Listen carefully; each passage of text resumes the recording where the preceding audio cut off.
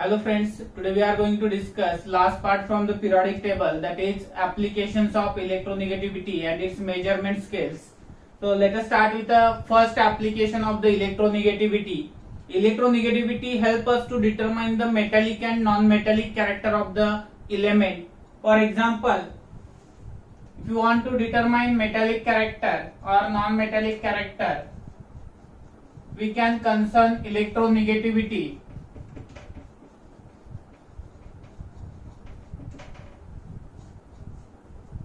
As we said that left to right electronegativity increases while down the group electronegativity decreases. So this is our regular trend in the electronegativity. But as we move left to right, non-metallic character also increases. Non-metallic character increases while down the group metallic character increases. All the concept we learned before.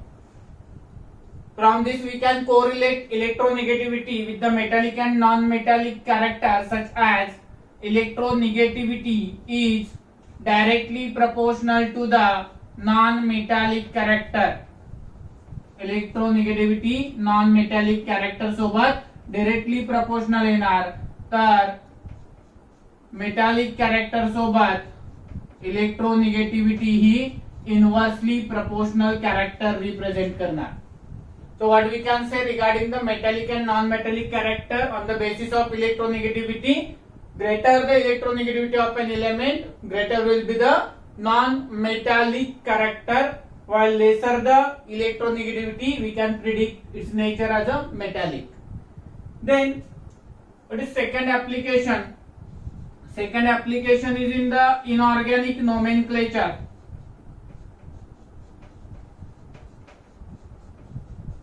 Whenever writing inorganic substance, we always put less electronegative element first, while more electronegative element second. For example, I want to write hydrogen chloride.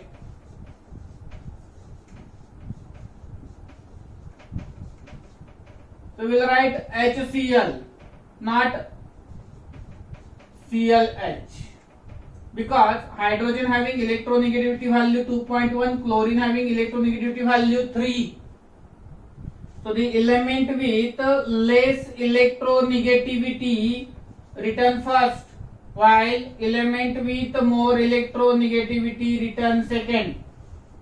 So this is the inorganic nomenclature method, in which first name is written for the substance or element which having less electronegativity, and second name is given for the element having higher electronegativity value. So these are the two applications of electronegativity. इथे संपत नाहीये, अजून बरेच applications आहेत. आपण next application देखील या ठिकाणी बघूयात काय आहे ते. फर्स्ट टू ऍप्लिकेशन्स इझी आहेत. पुढे आपण जे इलेक्ट्रोनिगेटिव्हिटी आहे त्याच्यावरून लास्ट लेक्चर मध्ये डिस्कशन मध्ये ऍसिडिक कॅरेक्टर देखील रिप्रेझेंट केलेलं होतं. तर ते ऍसिडिक कॅरेक्टर देखील आपण या ठिकाणी डिटरमाइन करू शकतो. त्यासोबत पुढे बॉन्ड लेंथ डिटरमाइन करण्यासाठी आपण याचा वापर करू शकतो. Determination of bond length, third application. यासाठी शुमाकर आणि स्टीव्हनसन नावाचे जे सायंटिस्ट होते,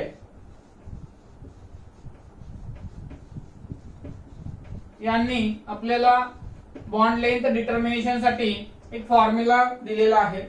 distance between bond element A and B, that is bond length between A and B, is equal to radius of element A plus radius of element B minus 0.09 XA minus XB.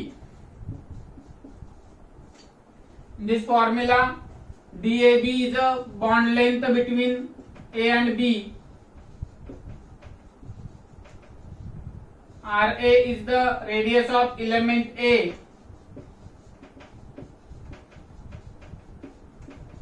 RB is the radius of element B. XA is the electronegativity of element A, while XB is the electronegativity of element B. या ठिकाणी आपण ज्या values आहेत, prescribe terms ज्या आहेत त्याच्यामधल्या त्याचं meaning बघितलेलं आहे. आता या सगळ्या गोष्टी आपल्याला न्यूमरिकल फॉर्मॅट मध्ये विचारण्याचे चान्सेस फार कमी आहेत. तरी इलुस्ट्रेटिव्ह पर्पज म्हणून आपण या ठिकाणी याच्यावरती आधारित एक न्यूमरिकल डिस्कस करूया. ज्या काही दिलेल्या टर्म्स आहेत त्या एकदा तुमच्याकडे मेन्शन करून घ्या व्यवस्थितपणे.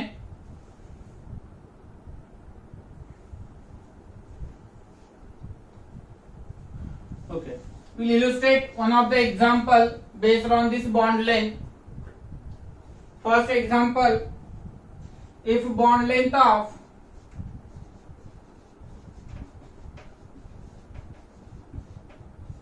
fluorine is 1.44 angstrom unit, bond length of H2 is 0.74 angstrom unit.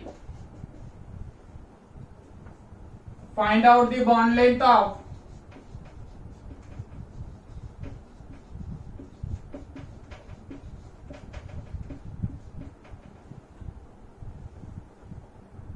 HF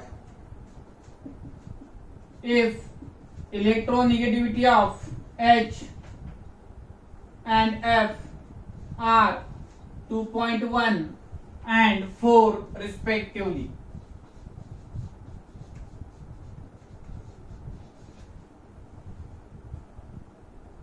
आता या ठिकाणी आपल्याला जो क्वेश्चन दिलेला आहे त्याच्यामध्ये जे आपल्याकडे बॉन्ड लेंथ दिलेल्या आहेत F2 आणि H2 साठीच्या, आपल्याला ऍक्च्युअल मध्ये हवं काय आहे बाळांनो, या ठिकाणी रेडियस हवे आहेत.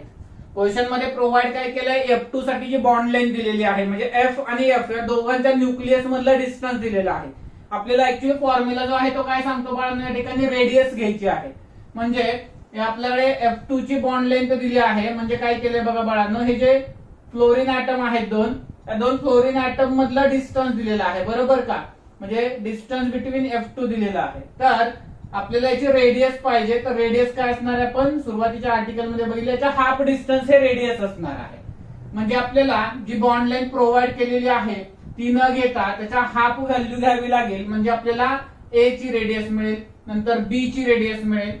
तर आपण सुरुवातीला या फॉर्म्युला मध्ये त्याचे व्हॅल्यू पुटअप करूया.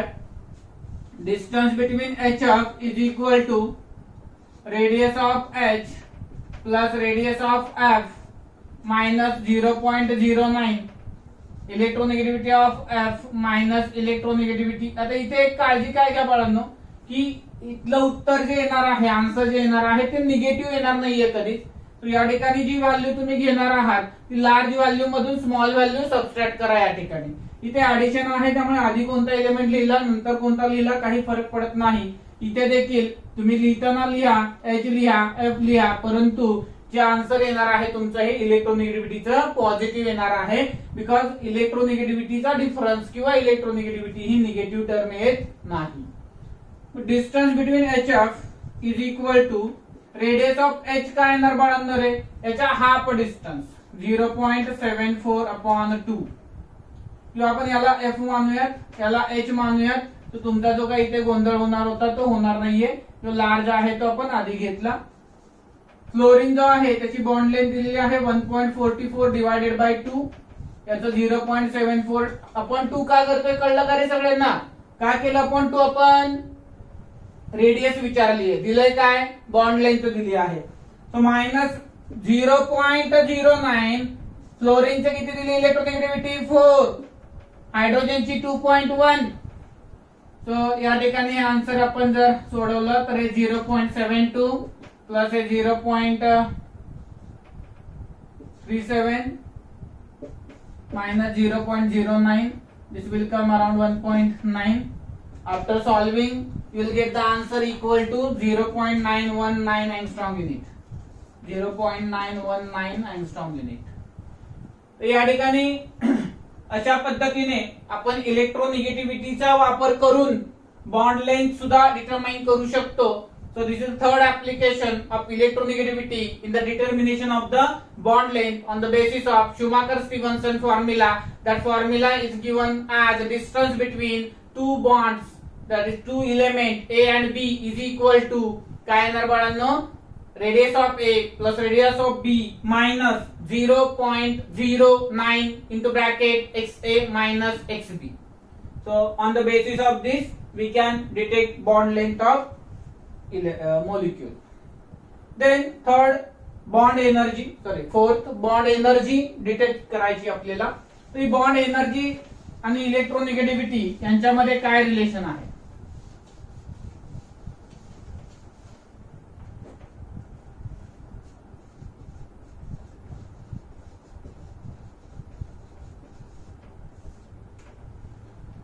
लास्ट आर्टिकल्स मध्ये आपण असं बघितलेलं होतं की आपण जो अल्केन घेतलेला होता, अल्कीन घेतला होता आणि अल्काइन घेतलेला होता, या तिघांमध्ये इलेक्ट्रोनिगेटिव्हिटीचा ट्रेंड इन्क्रीज होत जातो असं आपण डिस्कस केलं होतं on the basis of percent S character. For reference see last lecture. याच्यामध्ये इलेक्ट्रोनिगेटिव्हिटीची ऑर्डर काय होत गेली होती बाळांनो, इकडून इकडे इन्क्रीज होत गेलेली होती.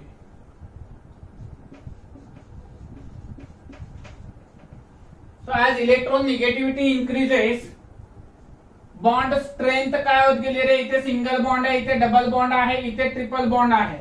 as electronegativity increase, bond strength also increases. Bond मधली जी काही बॉन्डिंगची क्षमता आहे ती काय झालेली आहे, किंवा बॉन्ड स्ट्रेंथ जी आहे ती काय झालेली आहे, इन्क्रीज झालेली आहे. अँड बॉन्ड स्ट्रेंथ इन्क्रीज झाली म्हणजे तुमच्याकडे बघा एखादा सबस्टन्स आहे, एक काठी दिली ब्रेक करायला, जणू आपण त्याला सिंगल बॉन्ड समजूयात. एक काठी जी आहे त्याला आपण सिंगल बॉन्ड समजला, हा सिंगल बॉन्ड आहे, हा ब्रेक करायला सांगितला, इमिडिएट ब्रेक होतो, सो एनर्जी कमी लागते.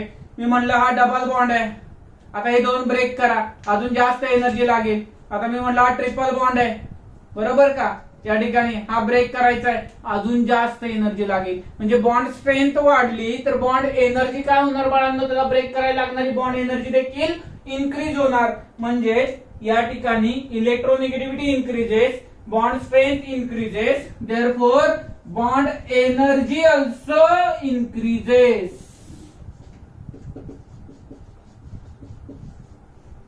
What is relation between bond energy and electronegativity? Directly proportional. As electronegativity increases, corresponding bond strength increases, and as bond strength increases, bond energy also increases. समझते हैं? Okay. We'll see the next application.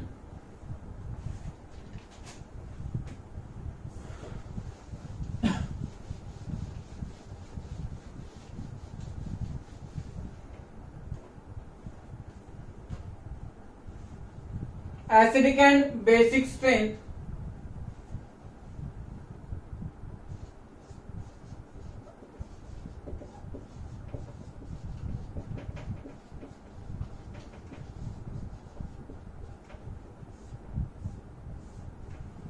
Determination साठी आपण याचा वापर कसा करू शकतो बघा.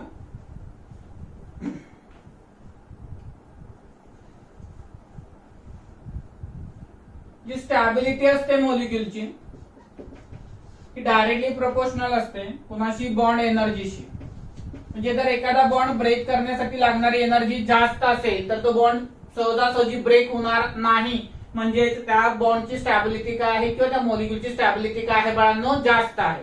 म्हणजे बॉन्ड स्ट्रेंथ जास्त असेल तर त्या मॉलिक्युलची स्टॅबिलिटी काय असते बाळांनो, जास्त असते.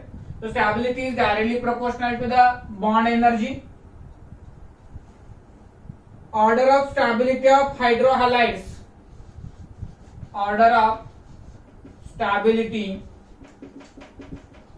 of hydrohalides म्हणजे काय रे, हायड्रोजनचे हॅलोजन सोबत असणारे कंपाऊंड्स HF, HCl, HBr आणि HI यांची जी स्टॅबिलिटी आहे ते डाऊन द ग्रुप काय होते बाळांनो, डिक्रीज होत जाते. ऑर्डर ऑफ ऍसिडिक स्ट्रेंथ जी आहे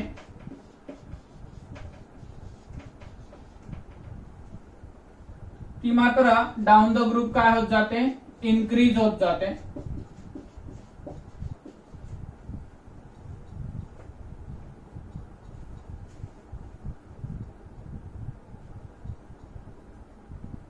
same for the nitrogen family also. तर या ठिकाणी काय म्हणलंय, thermal stability decreases, acidic character increases. What is important word here, thermal stability ही जे आपण म्हणलेलं आहे. थर्मल स्टॅबिलिटी म्हणजे काय, on providing heat that molecule must remain stable. So thermal stability increases, काय म्हटलं आपण, acidic strength decreases.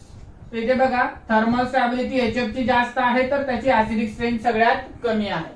So as stability increases, बरोबर, स्टॅबिलिटी कुणावरती डिपेंड आहे, बॉन्ड एनर्जी. बॉन्ड एनर्जी कुणावरती डिपेंड आहे बाळांनो, इलेक्ट्रोनिगेटिव्हिटी वरती. ज्याची इलेक्ट्रोनिगेटिव्हिटी जास्त त्याची बॉन्ड एनर्जी जास्त, त्याची स्टॅबिलिटी जास्त. फ्लोरीनची इलेक्ट्रोनिगेटिव्हिटी सगळ्यात जास्त आहे, त्याची बॉन्ड एनर्जी जास्त येणार, त्याची बॉन्ड स्टॅबिलिटी जास्त येणार आणि त्यामुळे त्याचं ऍसिडिक कॅरेक्टर मात्र काय होणार बाळांनो, इनव्हर्सली प्रोपोर्शनल येणार. As stability increases, acidic strength of the compound decreases.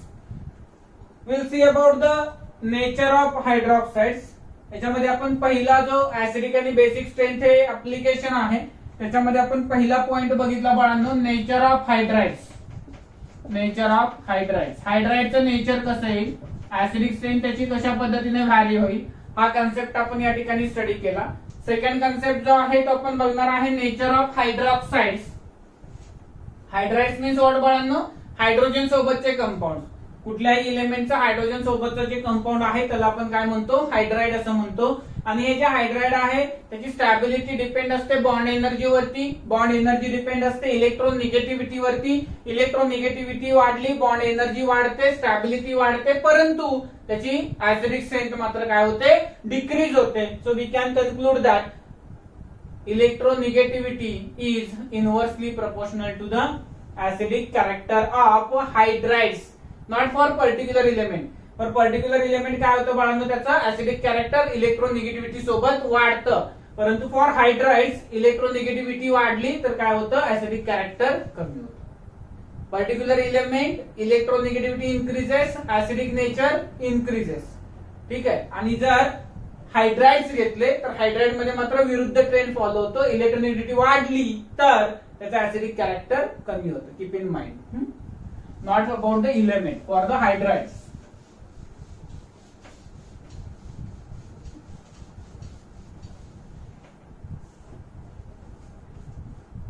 Nature of hydroxides sub point आहे त्यातला सेकंड. नेचर ऑफ हायड्रॉक्साइड्स कसं कन्क्लूड करता येईल बघूयात आपण.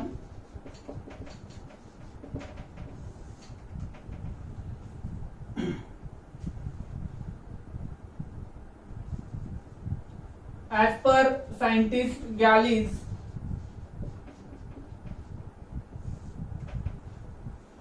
if hydroxide containing compound मध्ये if electronegativity of A is more than 1.7, then compound is acidic in nature.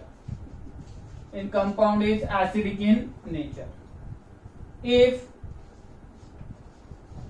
in a compound AOH, if electronegativity of A is less than 1.7, compound or hydroxide is basic in nature. आता या ठिकाणी illustration purpose साठी मी दोन example घेतो. एक आहे NaOH, त्याच्यामध्ये आपला A कोण आहे Na, आणि दुसरं एक्झाम्पल घेतोय मी ClOH. ज्या लोकांनी लास्ट लेक्चर पाहिलेलं आहे, घरी स्टडी केलेलं आहे, त्यांनी इलेक्ट्रोनिगेटिव्हिटी व्हॅल्यूज काय काय येतात त्या रिमाइंड करायचा प्रयत्न करा. काय येतात इलेक्ट्रोनिगेटिव्हिटी व्हॅल्यू, सोडियमची व्हॅल्यू किती आहे 0.9, क्लोरीनची व्हॅल्यू किती आहे 3. म्हणजेच या ठिकाणी इलेक्ट्रोनिगेटिव्हिटी ऑफ A म्हणजेच कोण Na is less than 1.7, less than 1.7 म्हणजे याचा हायड्रॉक्साइड कसा असणार basic. Cl electronegativity of Cl म्हणजेच कोण इलेक्ट्रोनिगेटिव्हिटी ऑफ A म्हणजेच कोण Cl किती असते value 3 which is greater than 1.7 अशा प्रकारे असेल तर त्याचा हायड्रॉक्साईडचं नेचर काय असणार ऍसिडिक. सो गॅलिज नावाचा जो सायंटिस्ट आहे तो आपणास काय सांगतो तर जे हायड्रॉक्साईड घेतला आहे हायड्रॉक्साईड म्हणजे काय ज्याच्यात OH ग्रुप आहे त्या OH ला जोडलेला जो इलेमेंट आहे Na किंवा Cl त्याची इलेक्ट्रोनिगेटिव्हिटी 1.7 पेक्षा जास्त असेल तर कंपाऊंड हे ऍसिडिक इन नेचर असतं आणि जर त्याची इलेक्ट्रोनिगेटिव्हिटी ही 1.7 पेक्षा कमी असेल तर त्याचं नेचर हे बेसिक असतं. Less than 1.7 basic, greater than 1.7 acidic. म्हणून लास्ट लेक्चर मध्ये मी तुम्हाला व्हॅल्यूज कशा लक्षात ठेवायच्या याच्या संदर्भात थोड्या ट्रिक सांगितलेल्या होत्या. त्या ट्रिक फॉलो करा. त्या ठिकाणी तुम्हाला कधीही इलेक्ट्रोनिगेटिव्हिटीच्या व्हॅल्यू विसरणार नाही. Then we'll see nature of oxides. त्या मुद्दा आपण सेपरेटली डिस्कस केलेला आहे नेचर ऑफ ऑक्साइड्स. मी फक्त सांगतो इथे, जास्त डिटेल मध्ये जात नाही त्याच्या. आपण सांगितलं होतं की नॉन मेटॅलिक कॅरेक्टर वाढलं तर ऍसिडिक नेचर वाढतं आणि आज आलेल्या सुरुवातीलाच आपण असं म्हणलं होतं की नॉन मेटॅलिक कॅरेक्टर हे डायरेक्टली प्रपोर्शनल आहे कुणाशी ऍसिडिक नेचरशी इलेक्ट्रोनिगेटिव्हिटीशी. तर या ठिकाणी nature of oxides short revision म्हणून आपण या ठिकाणी डिस्कस करूया. Nature of oxide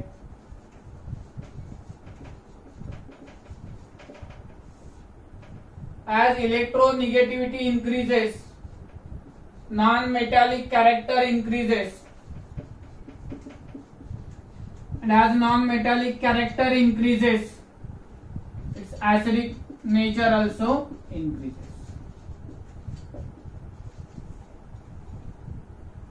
For details refer the video nature of oxides in which we particularly given almost 20 to 25 minutes for discussion of particular oxides. जसं amphoteric आहेत, neutral आहेत, acidic आहेत आणि बेसिक आहेत. So non metallic character increase झालं तर electronegativity increase होते. As electronegativity increases metallic character decreases and as metallic character decreases basic nature काय होतं बाळांनो डिक्रीज होत जातं. सो जेवढी इलेक्ट्रोनिगेटिव्हिटी वाढेल तेवढं ऍसिडिक नेचर वाढणार आहे आणि जेवढी इलेक्ट्रोनिगेटिव्हिटी वाढेल तेवढं बेसिक नेचर काय होत जातं बाळांनो ऑक्साईडचं डिक्रीज होत जातं. For illustration purpose sodium oxide आहे, मॅग्नेशियम ऑक्साइड आहे. These are highly metallic character containing elements. So त्यांचे ऑक्साइड जे आहेत ते कसे असणार बेसिक इन नेचर असणार. जे आपण क्लोरीन ऑक्साइड घेतलं ठीक आहे का, ब्रोमीन ऑक्साइड घेतलं तर हे जे ऑक्साइड्स आहेत बाळांनो यांचे इलेक्ट्रोनिगेटिव्हिटीच्या व्हॅल्यू ह्या खूपच जास्त आहेत. त्यामुळे त्यांचं नेचर हे नेहमी कसं असणार आहे ऍसिडिक असणार आहे. त्याच्या ट्रिक्स आपण त्या लेक्चर मध्ये डिस्कस केलेल्या आहेत. To follow that lecture. Then bond जो आहे तो दोन इलेमेंट मधला काय नेचरचा असेल म्हणजे तो कोव्हॅलंट असेल का तो आयोनिक कॅरेक्टर कॅरी करेल यासाठी देखील आपण इलेक्ट्रोनिगेटिव्हिटीचा वापर करू शकतो. नेक्स्ट ऍप्लिकेशन आहे बाळांनो 6th application nature of bonds.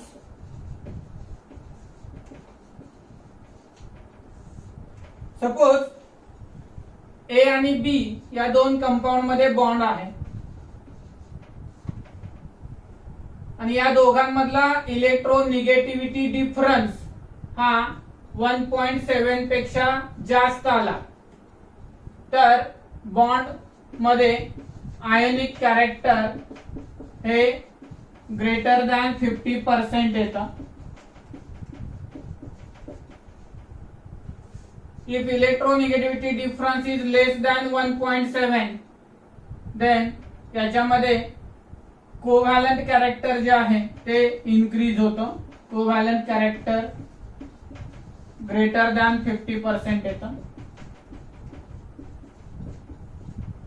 आणि जर हा इक्वल टू 1.7 आला तर हा 50% आयोनिक कॅरेक्टर दाखवतो आणि 50% कोव्हॅलंट कॅरेक्टर दाखवतो.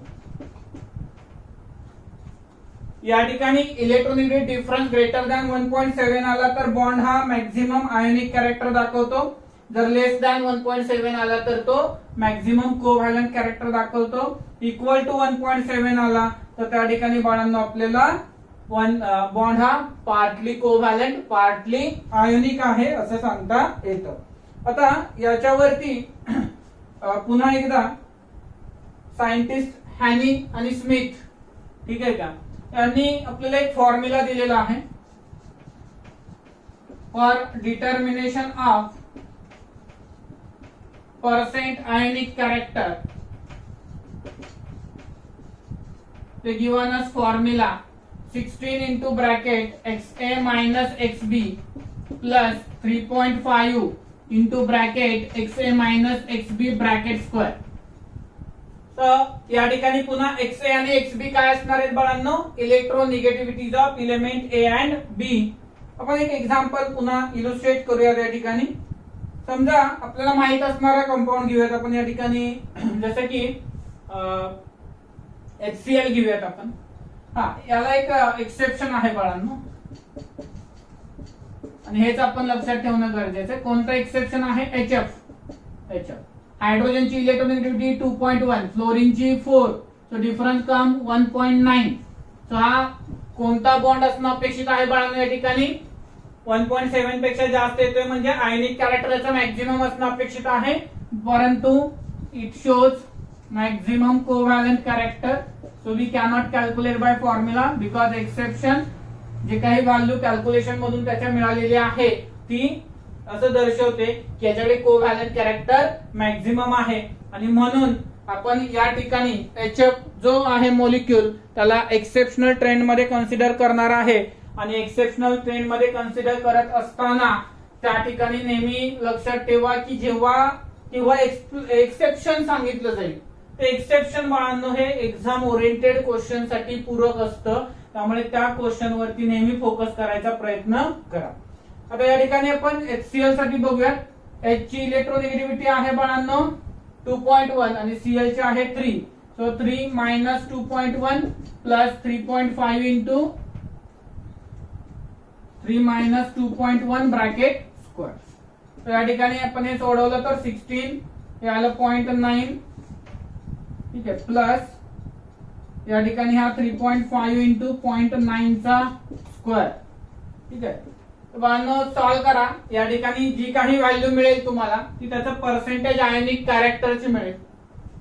पण जर तुम्हाला असं विचारलं असेल की पर्सेंट कोव्हॅलंट कॅरेक्टर किती आहे तर तुम्ही काय कराल बाळांनो, इथं जे तुमचा आन्सर येईल ते 100 मधून मायनस करा. 100 minus percent ionic character will give us percent covalent character. Percent covalent character कसं डिटरमाइन करायचं? 100 मायनस पर्सेंट आयोनिक कॅरेक्टर. अशा पद्धतीने इलेक्ट्रोनिगेटिव्हिटी जी आहे त्याचे भरपूर सारे ऍप्लिकेशन्स आहेत जे आपण या ठिकाणी डिस्कस केलेले आहेत. त्यानंतर इलेक्ट्रोनिगेटिव्हिटी जी आहे ती एक्झॅक्टली मेजर कशी केली जाते, याचे स्केल्स कोणते कोणते आहेत, कधी क्वेश्चनिंग या आर्टिकलवर होत नाही, न्यूमेरिकल विचारले जात नाही. फक्त एक प्रोव्हिजन म्हणून आपल्याला माहित असावं म्हणून आपण इलेक्ट्रोनिगेटिव्हिटी मेजर करण्यासाठी कोणते स्केल्स वापरतो आणि त्या पर्टिक्युलर स्केलचे कोणते फॉर्म्युलेज आहेत ते आपण या ठिकाणी डिस्कस करूया.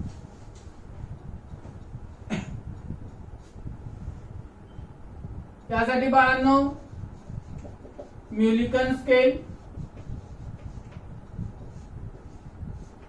पॉलिंग स्केल, सेंडरसन स्केल आणि ऑलरेड-रॉशो स्केल असे स्केल्स आपण या ठिकाणी वापरतो. कुठले कुठले स्केल्स आहेत बघा, म्युलिकन स्केल, पॉलिंग स्केल, ऑलरेड-रॉशो स्केल आणि सेंडरसन स्केल. आता याच्यामध्ये आपल्याला यांचे कोरिलेशन्स बघायचे आहेत किंवा यांचे फॉर्म्युले बघायचे आहेत, नक्की याच्यावरून इलेक्ट्रोनिगेटिव्हिटी कशी डिटरमाइन केली जाते. First of all will learn Mulliken scale जो आहे तो या ठिकाणी डिटरमाइन कसा करूयात. X Mulliken is equal to ionization potential plus electron affinity मधला ऍव्हरेज जर घेतला आपण तर आपल्याला म्युलिकन स्केलची व्हॅल्यू मिळते किंवा त्याच्यावरून इलेक्ट्रोनिगेटिव्हिटी डिटरमाइन करता येते. देन एक्स पॉलिंग जो आहे त्याच्यासाठीचा फॉर्म्युला आहे ionization potential plus electron affinity divided by 5.6. या दोघांमध्ये जे रिलेशन आहे X Pauling is equal to X Mulliken upon 2.8. मी आधी म्हणले याच्यावर न्यूमरिकल कधीही विचारले जात नाहीत. आता या ठिकाणी ज्या व्हॅल्यूज आपल्याला दिलेल्या आहेत बरोबर का, या सगळ्या व्हॅल्यूज कशामध्ये कॅल्क्युलेट केल्या गेलेल्या आहेत, इलेक्ट्रॉन व्होल्ट मध्ये. फर्दर याचे कन्व्हर्जन जे आहेत जे तेव्हा तुम्हाला युनिट इलेक्ट्रॉन व्होल्टचं आहे ते कन्वर्ट करता येईल किलो कॅलरीज मध्ये, जूल मध्ये. त्यानंतर तुम्ही डायरेक्टली याच्या कन्व्हर्टेड व्हॅल्यूज सुद्धा लर्न करू शकता.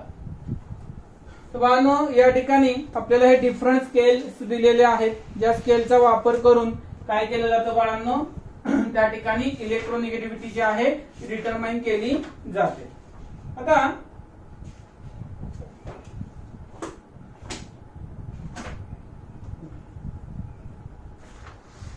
त्याच्यावरती न्यूमरिकल्स विचारण्याचा ट्रेंड नाहीये, लक्षात ठेवा.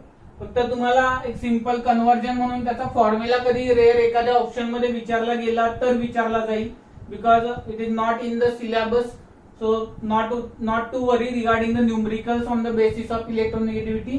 हा, बट त्याच्या आधीचा जो पार्ट आपण डिस्कस केला होता बॉन्ड लेंथ संदर्भातला, किंवा त्याच्या आधी आपण डिस्कशन घेतलेलं होतं याच्याबद्दल पर्सेंट आयोनिक कॅरेक्टर किंवा पर्सेंट कोव्हॅलंट कॅरेक्टर, याच्यावरती मात्र क्वेश्चनिंगचा ट्रेंड आहे.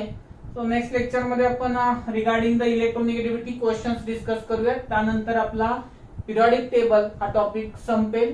बऱ्याच लोकांच्या अपेक्षा आहे की फर्स्ट टॉपिक स्टार्ट का नाही केला गेला, basic concept of chemistry. There is a particular reason for that. जोपर्यंत बेसिक मॅथमॅटिक्स तुमचं होत नाही बाळांनो, तोपर्यंत इकडे काही ठिकाणी आपल्याला लॉगॅरिथमची गरज लागली कॅल्क्युलेशन्स मध्ये किंवा अन्य कुठल्याही मॅथमॅटिकल कन्सेप्टची गरज लागली तर तो तुम्हाला 10th स्टँडर्ड पर्यंत झालेला नसतो. सो ज्यावेळेस आपण फिजिकल टॉपिक स्टार्ट करणार आहे, केमिस्ट्रीमध्ये 3 पार्ट आहेत बघा, फिजिकल आहे, इनऑर्गॅनिक आहे आणि ऑर्गॅनिक आहे. Now we are studying actually inorganic chemistry, most boring part of the chemistry. Most boring part आहे केमिस्ट्रीचा. वाटलं नसेल बट आहे, जास्त बोरिंग आहे, फुल ऑफ एक्सेप्शन्स आहे. सो या ठिकाणी थोडं रिडिंग विथ फुल कॉन्सन्ट्रेशन गरजेचं आहे, तर तुम्हाला कुठेही अडचण येत नाही त्याच्यामध्ये. Physical chemistry and organic chemistry both are very easy parts.